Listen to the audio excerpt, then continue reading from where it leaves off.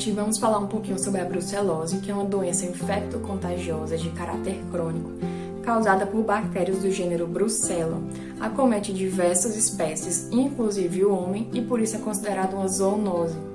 Ela tem distribuição mundial e é bastante importante devido aos seus prejuízos econômicos e sanitários. Nos animais, ela causa aborto, nascimentos prematuros, esterilidade, baixa produção de leite e de carne, e no homem causa febre, sudorese, dor de cabeça, dores musculares, dores articulares, cansaço, perda de peso, náusea, vômito, mal-estar, calafrios, entre outros. Então, esses sintomas são bastante generalistas, geralmente associada a viroses, síndromes gripais. Então, quando não diagnosticado, não tratado corretamente, o ser humano pode vir a ter consequências como hepatite, anemia, artrite, meningite e até endocardite. Então, sempre que você que tem contato com animais que podem estar infectados com a brucelose, quando for procurar o seu médico, relatem que existe a possibilidade de você ter desenvolvido a brucelose, porque às vezes o médico humano ele não se lembra que existe essa zoonose. E ele também pode não saber que você lida diretamente com esses animais, né? Pode fugir ali do processo de anamnese, a ideia da brucelose estar ocorrendo e causando todos esses sintomas. E quando ele não sabe do diagnóstico correto, a gente vai atrasar o tratamento e pode vir a agravar a situação e ter algumas consequências, né, para o futuro, para a saúde. A brucelose nos bovinos e nos bubalinos geralmente é causada pela Brucella abortus, né, a bactéria, e a principal fonte de infecção é realmente a vaca prenhe, porque ela elimina grande quantidade de bactéria no parto ou no aborto, e até aproximadamente 30 dias após esse parto ela continua eliminando essas bactérias, contaminando pastagens, a água, os alimentos e os fômites. Então aquela bactéria pode permanecer viável por longo período de tempo, a depender das condições de umidade, temperatura e sombreamento para que aquela bactéria venha a se adaptar, aumentando a chance da bactéria entrar em contato com novos animais e aí propagar a doença em todo o rebanho. A porta de entrada mais importante é o trato digestivo, que a infecção se inicia quando o animal ingere os alimentos contaminados, ou através da lambedura de bezerros recém-nascidos, né? Também pode adquirir a doença ao cheirar esses fetos abortados, porque a bactéria também pode entrar pelas mucosas nasais e dos olhos, através da inalação ou contato direto com essas secreções. As fêmeas prenhes, elas podem infectar suas crias ainda no útero, então ela pode ter a infecção durante o parto ou após o parto. A transmissão pela monta natural não é muito comum, não tem grande importância, porque através da monta natural, o reprodutor, o macho, insere o sêmen diretamente na vagina. Na vagina, todas as fêmeas têm meios de proteção que não permitem infecções se propagarem. Já na inseminação artificial, o sêmen do doador é colocado lá dentro do útero, e no útero já é diferente da vagina. O útero ele não tem esses meios de defesa, não tem células inflamatórias de defesa que vá combater essa infecção. Então, durante a inseminação artificial de um animal contaminado, vai ocorrer a propagação da doença. Mas a principal forma mesmo de entrada da brucelose no rebanho é quando a propriedade adquire animais novos que não foram testados para a brucelose. Então, vem alguns positivos, e aí a doença se espalha rapidamente por todo o rebanho. Então, quanto maior for a frequência de introdução de novos animais naquele rebanho, maior o risco da entrada da doença naqueles animais, quando não ocorre a testagem pré-aquisição desses animais, né? Então, o recomendado é sempre, antes de comprar qualquer bovino ou bubalino, fazer a testagem para a brucelose, e só depois da negatividade é que deve se inserir esses novos animais no rebanho, que até então não tem a brucelose, né?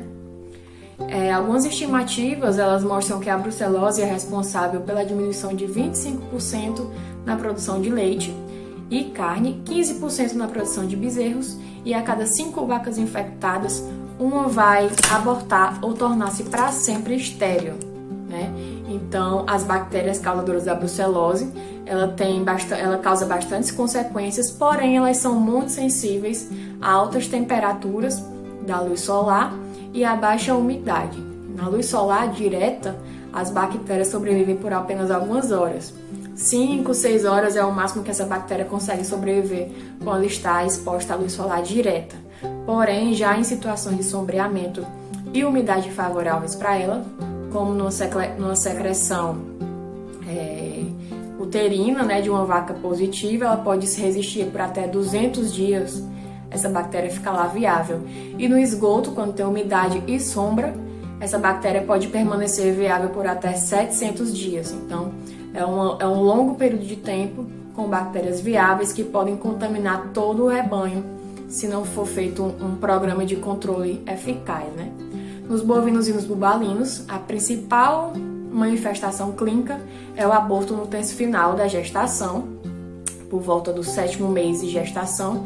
Aquela fêmea positiva, ela vai vir a abortar no seu primeiro parto. Geralmente as novilhas abortam no primeiro parto, e então esse aborto ocorre por conta de uma placentite necrótica, né? Tem um descolamento da placenta, e geralmente esses abortos eles cursam com retenção placentária. Geralmente esse feto, o feto abortado, ele vai ser expulso 24 horas, 72 horas depois da sua morte. Geralmente o bezerro já sai em estado de putrefação, né? Já se apresenta em autólise. Mas com o desenvolvimento da imunidade celular, após esse primeiro parto, as fêmeas costumam não abortar mais. Então, geralmente elas abortam só no primeiro parto mesmo, e nos outros, no segundo em diante, elas desenvolvem alguns problemas como malformações, fetos mais fracos, algumas vezes nascem em poucos dias já morrem, mas geralmente elas não abortam mais. E porque ela desenvolve imunidade em relação a essas lesões placentárias que não ocorrem mais nos outros partos. E com isso o aborto se torna pouco frequente nesses animais. E aparecem outras manifestações da doença, como artrite também pode ocorrer, e geralmente é por conta mesmo desses bezerros que nascem um pouco mais fracos que a gente pode suspeitar da brucelose nesses animais. Já os machos adultos, eles podem desenvolver orquite, seja uni ou bilateral, né, em um só testículo ou nos dois, e também epididimite. E a brucelose pode causar infertilidade em ambos os sexos, seja no macho ou na fêmea, ambos podem se tornar estéreis para sempre. E a artrite também nos membros, né, pode ocorrer em qualquer sexo. No Brasil existe um Programa Nacional de Controle e Erradicação da Brucelose e Tuberculose Animal, que é o PNCEBT, que foi instituído pela Instrução Normativa número 2, de 10 de janeiro de 2021, que foi quando o país colocou em vigor a obrigatoriedade de vacinação de todas as fêmeas bovinas e bubalinas. E esse programa tem por objetivo reduzir a prevalência e a incidência da doença no nosso país, e quem sabe um dia a gente conseguir a erradicação da doença em todo o território nacional. Essas medidas sanitárias do programa são aplicadas somente a bovinos e bubalinos no nosso país. Então o PNCEBT ele prevê essa obrigatoriedade da vacinação de todas as bezerras, bovinas e bubalinas, entre 3 e 8 meses de idade. As bubalinas devem receber uma dose única de B19, que é o tipo de vacina, o tipo de amostra, e já as bovinas devem receber uma dose de B19 ou RB51. As bezerras não vacinadas, dentro dessa faixa etária, né, de 3 a 8 meses de idade, elas devem ter sua situação vacinal regularizada através do uso da vacina da amostra RB51. E a vacinação deve ser realizada sob responsabilidade de um médico veterinário cadastrado no Serviço Veterinário Oficial, e jamais devemos vacinar os machos, né? Os machos, quando vacinados, eles desenvolvem orquite pós-vacinal. Por isso a obrigatoriedade da vacina é apenas nas fêmeas. As fêmeas vacinadas de 3 a 8 meses de idade, elas devem ser marcadas, né, na sua face esquerda do rosto, e a marcação vai depender de qual foi a amostra vacinal que ela recebeu. Se ela recebeu a B19, ela vai ser marcada com o algoritmo final do ano da vacinação. Então, se ela foi vacinada em 2023 com a amostra B19, ela vai ser marcada com o número 3 na sua face esquerda. Se ela foi vacinada com a amostra RB51, ela vai ser marcada com um V na face esquerda. E o proprietário desses animais ele tem a responsabilidade de levar ao serviço veterinário oficial, né, esse atestado de vacinação que foi emitido pelo médico veterinário que fez a vacinação. E para saber se o animal tem ou não a brucelose, ele deve ser testado. Inicialmente ele passa por um teste de triagem realizado pelo médico veterinário habilitado ao serviço veterinário oficial. E ele vai fazer um teste de triagem para ver se o animal é positivo ou negativo. E então, se der positivo, ele vai para um teste confirmatório realizado em laboratório oficial. Então, as fêmeas que foram vacinadas com a B19, elas vão poder ser testadas após 24 meses de idade. Já as fêmeas que foram testadas com a amostra RB51, elas podem ser testadas em qualquer período após 8 meses de idade. E os machos com idade igual ou superior a 8 meses de idade, que serão destinados à reprodução, eles também podem ser testados nessa faixa etária.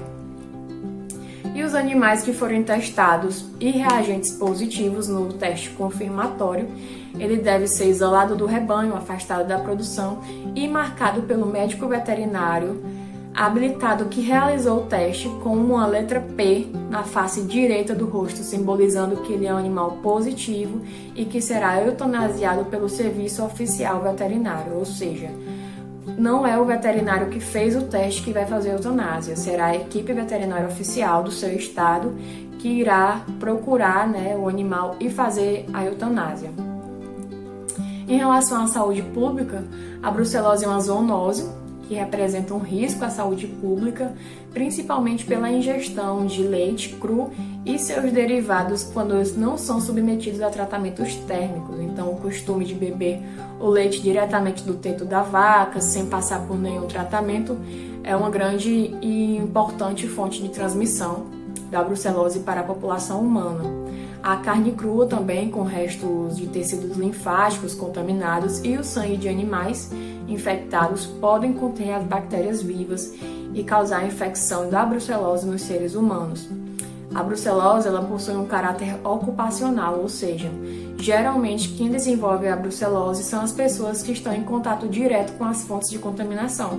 Então são os vaqueiros, os tratadores, os magarefes, né, que lidam com a carne, os médicos veterinários, entre outras pessoas que qualquer pessoa que esteja lidando diretamente com esses produtos animais estão sujeitos ao risco de desenvolver a brucelose, né? Seja com fluidos de fetos, resto de carcaças de animais, então essas pessoas são mais expostas aos riscos.